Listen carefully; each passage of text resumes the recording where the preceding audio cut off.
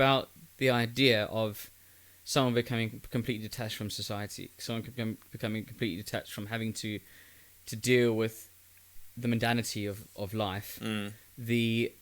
Now it's funny because I don't know what you think about it, but like living in 2003, it's very weird watching this film. I find it very weird watching 2023. 2023. I found it because I got from it that Finch is talking about the demasculinization of men, and how like that kind of animalistic side of people is almost like not vilified, but they look for it in something, right? And it's Edward Norton's like inner need to have these animalistic masculine traits that cause him to basically have a breakdown and not cause a schizophrenia, but see that's what's quite vague. Is it the causation of the schizophrenia, or is the schizophrenia just a thing? Because schizophrenia is basically two different opposing viewpoints on society, right? From watching a long time ago to, I think I'd only seen Fight Club once or twice before, and I mean, if you haven't seen Fight Club by now, I mean, tough really, because you should have probably seen it. I've never seen it before. You never seen? Yeah, never seen Fight Club before. No, it's my first time. Oh wow! Yeah, so it was a really rewarding experience for me. Yeah, I've seen Fight Club 1 or 2 times before. Did you pick up on the fact that it was all in his head? Yeah, there was a scene that was really obvious to me when he's talking to Marla, right? I mean, Marla is... I really love the film. Just to review it straight away, I really love the film. I think that it just looking at the trailer now, it talks a lot about consumerism. It talks a lot about how things in life are supposed to make us happy, right? Buying something, having a job, but actually at the end of the day, they don't. And Marla represents, like a person who hasn't got his stuff together, having a really poor relationship with a woman, not being able to identify her as a woman and look after her as a woman. And I found that was a really interesting thing. And there was a scene where he starts accusing Marla of having not an affair, but like having a relationship with with Brad Pitt's character, Tyler Durden. Yeah, and she's like, "What? Yeah. You're with Tyler? I heard you." And he's like, "She's like, really you're being really crazy." If you also look at Brad Pitt's costumes in this compared to Edward Norton's character. Do we even know Edward Norton's character's name in this? It's Tyler. No, Tyler Durden is... Oh, it's Jack. Is it Jack? Yeah, he refers very loosely to Jack. Because we don't really... Tyler Durden's name comes up a lot, and we don't... From what I remember... I think it's Jack. Brad Pitt is jacked in that, by the way, isn't he? Yeah. He's like... Well, you know the people, like everyone that... The guy, there was like this Hollywood... Do you notice Jared Leto was in it? He's the guy with the blonde hair. Yeah. He was the... Oh, what were we talking about? Sorry. Oh, he's jacked. There was a Hollywood PT, and he was like, someone asked him, "What do you get asked for in terms of like what people want?" Yeah. It's just Brad Pitt in Fight Club. They really want to see Brad Pitt in Fight. They want to have the physique that Brad Pitt had in Fight Club, which is like fantastic. When I watched this film back, I'd already remembered the twist, but it was funny watching it back. It's like, have you seen The Usual Suspects? No. Oh, that's got to be the retro review then. Usual Suspects. Suspects. We're picking from a box, aren't we? Oh, well, I think Usual Suspects will probably be in it. Yeah, Brian De Palma. Oh no, it isn't Brian De Palma. That's another film. I think it's Bryan Singer did The Usual Suspects. Yes, because I remember The Usual Suspects is so good, really good film. De Palma, I'm thinking of LA Confidential. Let's talk about what the film. Oh yeah. What do you think Fight Club? Because I've watched it once. Oh, I think Fight Club is basically a guy who is bored in his job. To be honest, I watched this and I enjoyed it for what it was. But I think he has a mental breakdown, and it deals with him becoming actually some notes on myself. Him becoming basically the epitome of what he thinks he wants to be in life. So how he looks. How he wants to look, how he wants to behave, how he wants to act, how he wants to treat women, how he wants to be, how he wants to be how he wants to have an impact on the world, like them blowing up the credit card companies and bringing everything to zero. How he wants to be a leader because he's in that mundane job where Russell no one knows Brand him. of 1999. But he wants to, you know, have a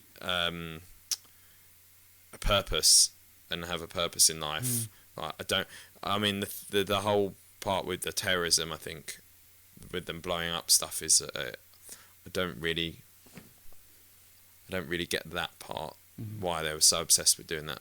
You know, it does escalate a lot, this film, from being a fight club to them becoming like a terrorist organisation. But yeah, you do wonder if the some terrorist, sort of symbolism. The terrorist the symbolism is, I think it's the masculine fragility, right? These people who are fragile in their not their thought process, but their convictions about life, and they are kind of adopted similar processes of trauma and mundanity to what Edward Norton had, like when he went to those trauma counselling sessions. Well, that's the thing. You go to the beginning of that film. He's looking for purpose. He can't sleep, and he finds the loss and despair of other people. But you just asked me about the terrorism. Oh, go on then. Sorry. Just very quickly. Yeah. I want to go back to that part. That's in my notes. But I think it does represent I didn't write notes because I watched this film last night, half of it, and then this morning. I didn't make many notes. You bullied me into watching it. I just made some observations in that. Oh yeah, I've got that ready to go. I think that the people that are around... This is a perfect moment, Jason, if you want to slip that into the video. The people that are around Edward Norton's character, I think, are maybe just elements of his thought process. I think, in terms of how he feels about certain things. I'm not sure if he would have the capacity to do all the stuff that he does that escalates that fast in that film. And actually, the real life objective, it's more like a subjective part. The objective element is just that someone really struggles to deal with the fact that he can't live. I think the film's about balance, right? So he can't live with balance in his life, and therefore his inability to reason with the side of him that is anarchic, that is rebellious. He really struggles with. I think it's just escalation. It's a heightened. It's an escalation of his mental health, escalation of rebelling against the day-to-day mundane reality of life. And what do you think? And I think the rule of Fight Club explains the film perfectly. What is the number one rule of Fight Club? Well, it's the number 1 and number 2 rule. Yeah, what is it? You don't talk about Fight Club. You don't talk about Fight Club. What did he gain providence and a sense of worthiness from the fact that it grew? So the whole film's point is about rebelling against established order, making someone feel something and feel grown. Well, he says that point to the police. To the point in which he rebels against himself. Yeah, and he makes that point to the police commissioner when they bring him into the toilet and are like, we are the people who drive your ambulances. We are the people to deliver your post. We are the people to do this. We're the people that, we're the people that guard you at night. So leave us the... I think I got out of this. I think alone. I think in life we need balance, right? In life that you need to be a little bit good. You need to be a very good person. Well, but I think you need to have a little bit about you. You need to have, you need to have, it's. And Jay, that's what I took from the ending when they're watching the bit. Marla comes and joins him at the end, and he blows. He shoots himself through the mouth, and then Brad Pitt's character goes. Tyler Durden goes, "What's that? I can taste," and he falls. That's him killing that version of himself because he has accepted that he needs to have that balance of mundane but also chaos, and he's taken control of that. So I think that's him sort of taking control of it and accepting that role, but also trying to have that sort of normal life with not normal life, but that opportunity to have a sort of relationship with Marla as well. Pretty good point. Yeah, I think just go back to the fragile masculinity part. I think so just to go back to what you were talking about, the trauma sessions where people were having like cancer and all that, like bereavements and things, and he was going into those, and like he was weirdly finding his ability to grieve his own life, and I found it quite interesting. I'm not really talking about myself, but like until I went through like really difficult times in my life, I didn't understand what that process was about. And it's allowed me to be a far more open and honest person. It's allowed me to be a far more emotional person I agree. as a result. And that's one of the films we're going to review. I want to come back to this point because there's a film that I'm going to be reviewing called Love at First Sight. And I'm not really... there was a part in it that brings me back to what you're talking about. So I'll say my part with that when we come to Love at First Sight. Yeah, refer to that. And... But we have now therapy now. I think people are far more open these days in terms of exploration of that. Health. If you're looking at 1999, I think there's still an element there which I think to be a man is to be strong, is to like counteract those points. You have to like guard yourself against being aggressive, but then also you're not allowed to be. You have to be strong enough to not talk about your feelings and stuff. And I suppose that do you think that's what that symbolises then? First rule of Fight Club is you don't talk about Fight Club and your fight. Yeah, it's not talking about mental health. You don't talk about your issues. I think that's a really good point. I think that's really good. That's just coming from what you're talking about. Is the first rule of Fight Club is you don't talk about Fight Club, and the whole point of it is all of these guys have got issues. That's why they're drawn to this Fight Club, and their way of dealing with it is the masculine way of just beating people up. But they're not talking about their feelings. And even when there's that scene that you've paused the trailer on, is when Meatloaf's character dies, and they say there's no name. He's just dying. He died for the cause or whatever. But then when he does say he does have a name, it's I don't know, Jason Blum or whatever. Then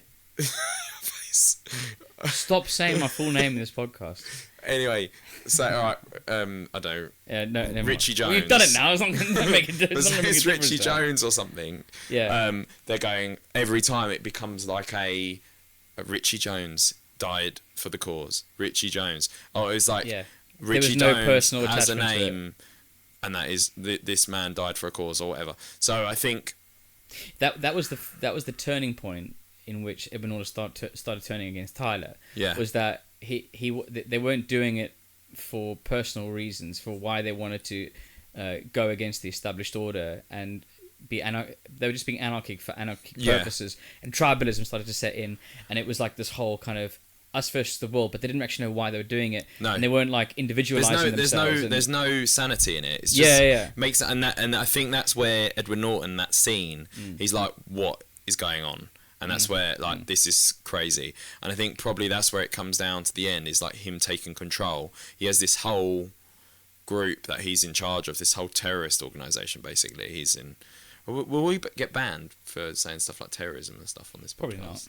No. It won't get picked up. We're not big enough, mate. No. Well, we have 18 subscribers, Jason.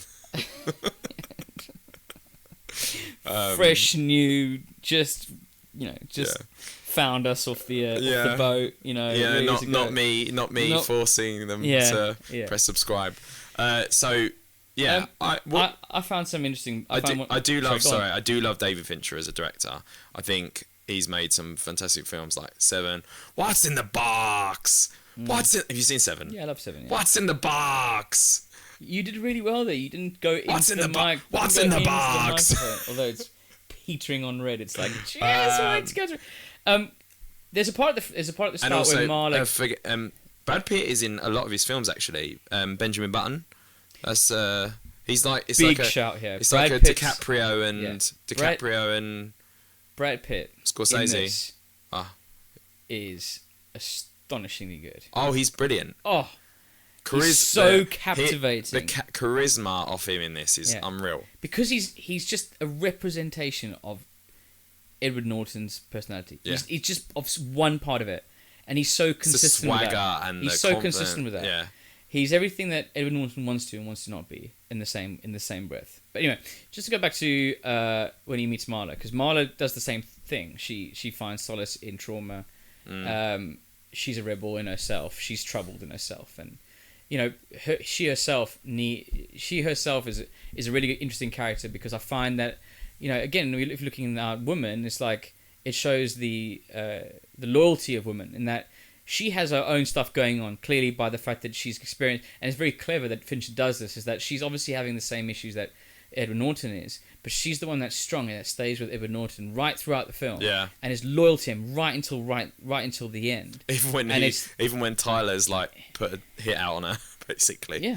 Well, and then that could be subjective in some form. I do think also the bit where she's on the bus as well. When she gets on the bus, she goes, "You were the worst thing that ever happened to me." I took that as in she didn't mean it. As in that's her saying. I think it was just some vulnerability, to be honest. But she was the strong character in the end, and I think it was a very. I think I don't know how he didn't die from that gunshot. By the way, no, he did. Do you think he dies? Yeah. The world crumbling around him is my inference that he'd killed himself. I thought he killed himself. No, they'd set up all the bombs. Yeah, but I don't know if that's all real.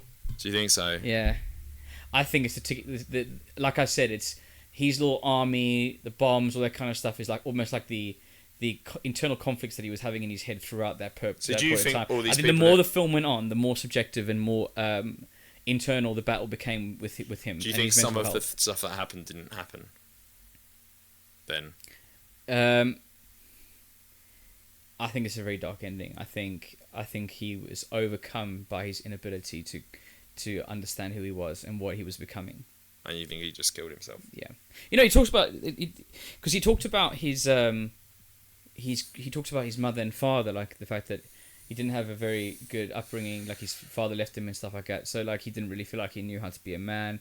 And then I just felt like at some point... Can I just say, you've had a very good childhood. You'd based on Jason's films, like Beau is Afraid and now Fight Club, with family issues and traumas. Jason did grow up in a very healthy, happy household.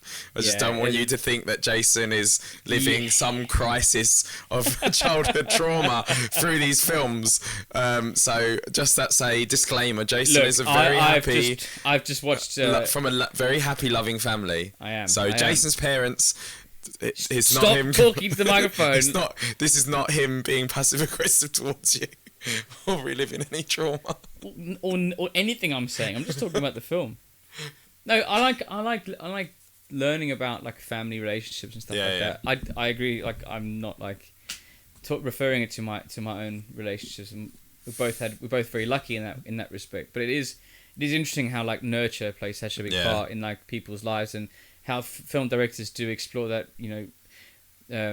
This was released at the same time American Beauty was released, and that was a really good film that dealt with how the family, in a very weird way, can be a excruciating experience. Can I just say, if you are... It's coincidental that I've spoken about two films that deal with the past relationships. I was going to say, if you are a Fincher fan, have you seen Mindhunter on... Yes.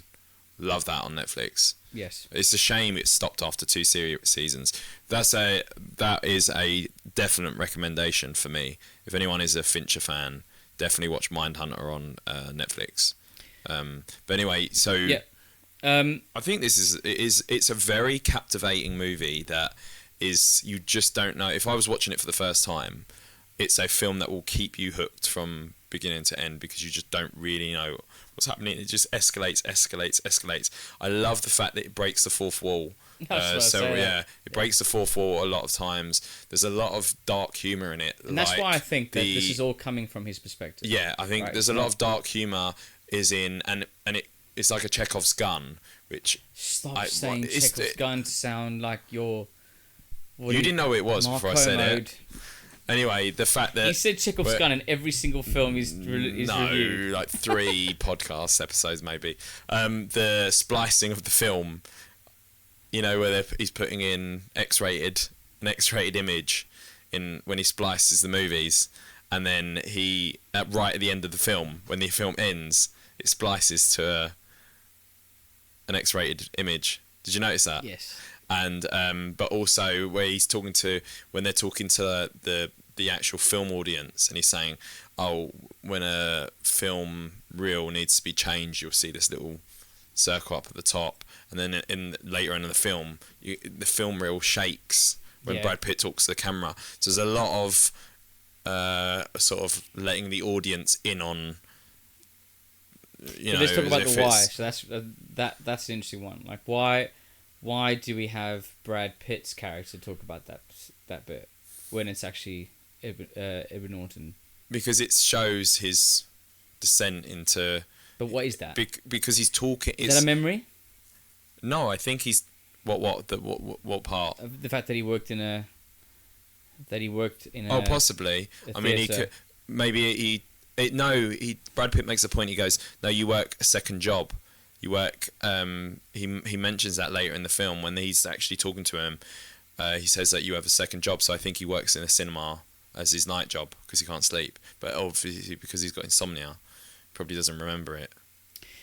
Do you ever memorize things and go that you did, like before? Yeah, there's something to do with your... and feel guilty about. I'm not talking about like Russell Brand-esque levels of guilt here. Yeah. But just like small little nuances of rebellion that you go, I don't know why I did that. Or like just, it's very weird talking about... Well, have you heard I'm gonna answer. Yeah, sorry.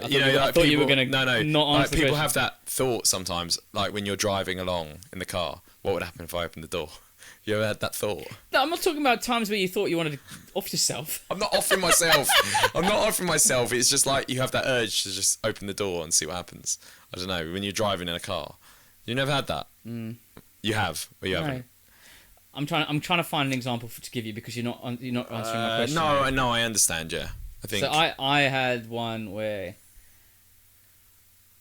I was 20 years old. Just gonna get you in trouble with your parents. Well, I'm just thinking about it now. No, my parents know about it. Actually, it's funny because my mum. But basically, I got in trouble for something, right? I'm not someone, as you know, I'm not someone. Who gets in trouble. It's a family-friendly podcast, Jason. Yes, I'm not going to say anything. I'm not someone who gets in trouble.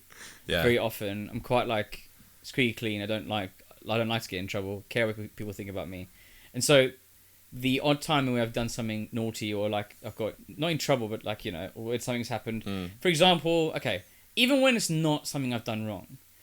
For example, there was one night at university where my friend got assaulted by a gang of girls, and along with myself, and I had to be like in court. So like that was like a real like wow like as a witness? Moment in my life. Yeah, as a witness. Yeah. And so like I remember that moment in my head, and there's not like guilt, but like there's this like moment that there's like this kind of like this. I'm not the distinction between like stuff that I've done right in my life is easier to like just put aside, but the things that are kind of out of my character that I experience are like kind of ingrained within me, if that makes sense. Yeah. And that's what I got from Brad Pitt's like memory kind of scenes where he talks about stuff he's done. I think it's all like Edward Norton things that Edward Norton has done that he can't quite comprehend why he's done that, but he has done that, and he has the guilt as a result. There are those things like sometimes you sit in bed sometimes. And why the hell did I do that? Like I have that sometimes where it's just a random memory that will come up from 5-6 years ago, and you're like, oh, and you cringe. Or like a cringe memory. And you're like, why did I do that? Yeah. And you just automatically put your hands over your face, and you're like, why did I do it? And there's nothing you can do about it because it's done. And the film is like from his point of view, right? And so like when he's interacting with Brad Pitt, I feel like this film is interesting is that like it's like Edward Norton. Bit of an ASMR for you now, Jason. It's like Edward Norton's perspective, right? It's Edward Norton talking at you about what he's experiencing, and it's funny because when he's talking about that scene with the reels, right, and having the X-rated image that pops up for like a second, right? Yeah. What is the first thing it pans to? It pans to the women and children that see it, and that's like a representation of what Edward Norton sees as a result of that thing happening within it.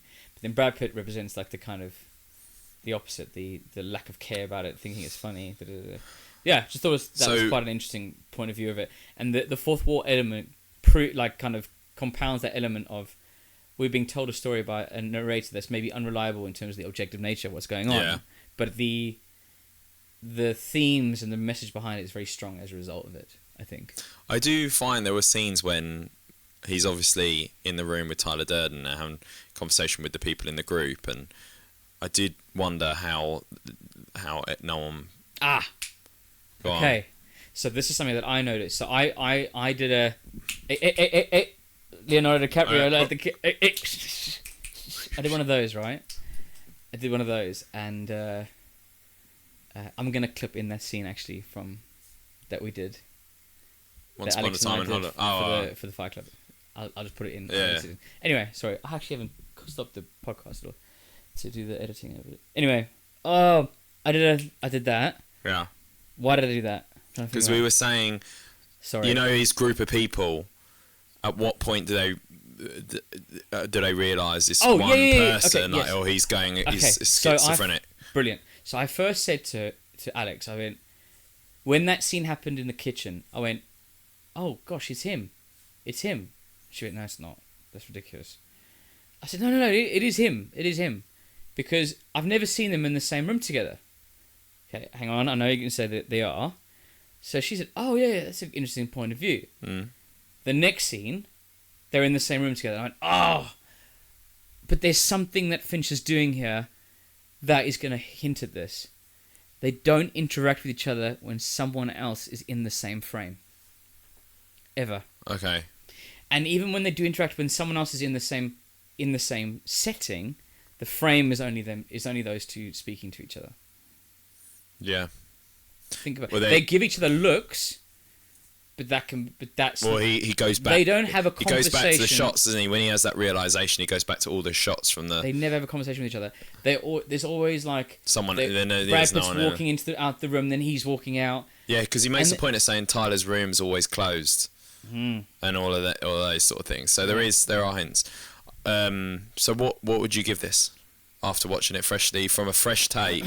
You hadn't seen it before. You didn't. See if there's anything else. There's like a dark celebration of morbidness and sodomy in this film. Yes, I didn't quite know what that was trying to say. It's very grungy and dirty and. But I think it is just about like we spoke about the Russell Brand thing, about just like a fight against the established order, like questioning reality and what social construction gives to us. Right? We do things, and this is the right thing to do. This is the wrong thing to do. It's a film that questions that, and when someone breaks that wall of social construction controlling our day-to-day lives, how that can mess with our brains. If we're so, maybe it goes back to that scene where his boss like sends him home. He's like, go and clean yourself up and everything, and it's like it's the visual representation of how you know, how being grim and dirty and living in this horrible place and stuff is. Go on then. Oh, perfect. Yeah, no, keep going. It's great. Oh no, I've lost my point now. Soap. Yeah, the soap. Yeah, it's the whole point of him making soap. Cleanliness. Yeah. And it's the representation. It's just being a visual representation of. Yeah. I didn't get what the soap. The other side of it was about with the. So that's probably where the soap comes in. Yeah, there you go. There you go. And I thought it was really interesting how soap is supposed to be like this cleansing. I don't know, it's not weapon, but cleansing device, like to keep you clean, and it's they make a point of like going out and getting human fat to make it, which is it makes you think, it's disgusting. This thing that's supposed to make you clean is made from in this film made from like human fat. Yeah. And then also soap is then made to use to make bombs to destroy. So I thought maybe that was some sort of the cleanliness and dirtiness juxtapose each other all the time. Exactly. Yeah. Woo! There you go. Okay, there you go. So what are you going to give this? I've referenced everything I want to talk about. I give it a 4.5. I find it hilarious. I find it really funny how this film is like considered a classic, and you pair this with Beau is Afraid, and there's no difference in terms of how difficult they both are to follow. This is very bizarre. This is like a film. If you ask most guys, I'm sad that modern films have become that way. Like, I feel Beau is Afraid is seen as just like out there film, but Fight Club is out there, man. Like it's so out there. You know what? I think this is like for a lot of. Is that your phone? That's or my is it phone. It's my phone. My phone's there. Sorry. There's this film. If you ask a lot of guys or a lot of blokes, you go, "What's in your top 5 films?" People say Fight Club. It's really interesting. I mean, for me, I think it's like a 4-star. I thought I enjoyed it. I thought it's a great. I think it's a great film. I think for me, there's just something missing that made me want to see it again. Like, I enjoy it, but I don't have strength that. was its weakness for me. Yeah, I have this. I don't have this urge to be like, I really want to see Fight Club again. I enjoyed it. I think it's great. The concept's great. I like the story and everything. But like for me, Sorry, does someone need to text you? No, your phone is going ding ding ding ding. Yeah. Yeah. Yeah, I don't have the urge to be like, I really want to see it again. I think it's a really solid film. I could go to 4.5. I think that Edward Norton is brilliant in this. But Brad Pitt is the MVP. I think he's so good in this. He's so charismatic. I think he's such an underrated actor, to be honest. I think in his career, he's been sort of put in this box of, because he's Brad Pitt, he's good looking. He's like, he needs to do what Heath Ledger did, just completely take away the element of his looks. And I think if you go in, he's done a lot of his catalogue of films are really impressive, and I think he has done that. For instance, Benjamin Button for all the makeup and everything, and I think even in his early stuff, 12 Monkeys, like it is 12 Monkeys, isn't it? I'm sure. I think he's such a good actor. Yeah. And I think he's just getting better. And I mean, you look at him in this, and then Inglourious Bees. Well, I can say that. I know it's the film Inglourious Bastards. He's such a charismatic actor that just exudes old school Hollywood charm. A-list. So much TikTok photo in this, mate. Huh? So much TikTok photo in this, mate. I agree with you. I think he's one of those actors that still is. There aren't many of them left that can just carry a film or steal a film in the same way that it's him, Tom Cruise, those sort of actors that are just still those big names. And George Clooney doesn't really make that many movies anymore, but he was of that sort of, it's I'll tell you who it'd be. It's like it's the same with like Leonardo DiCaprio. Is the same standard of just those really top actors who never really put out a poor performance, and not really in a critically, poor movie. Normally, always smash it out of the park. So, I mean, for me, yes, 4. I could go to a 4.5, but I'm going to just go with a solid 4 for me. So, do I do my surprise segment now, or do we want to do Haunting in Venice? I didn't give my. You did. I just said 4.5, and then you did yours. Yeah. Okay, fine. Go on. That's fine. I won't. But I was starting mine, and then you. It was fine. I don't mind. Oh, go on then. Look, go on. Say your part. No, is it not true? I don't remember.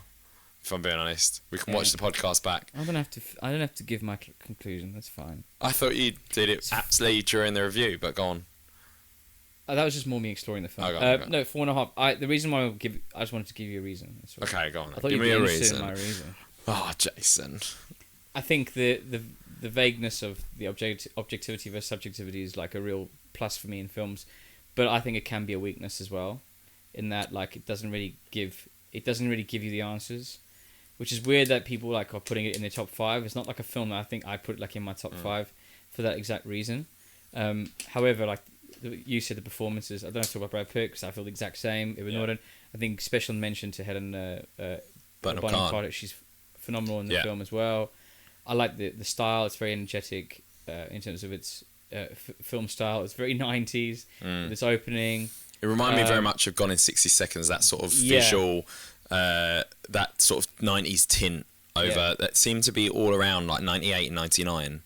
That sort of style of film. Yeah. It's very music video-y sort of style. And I think like MTV. I think we touched on so many different themes and like concepts that Fincher might be looking at. If it was maybe a little bit more focused into what it was trying to give, the message it was trying to give and what it was trying to show, it'd be probably a little bit easier to talk about, but I think we've done a pretty decent job of it.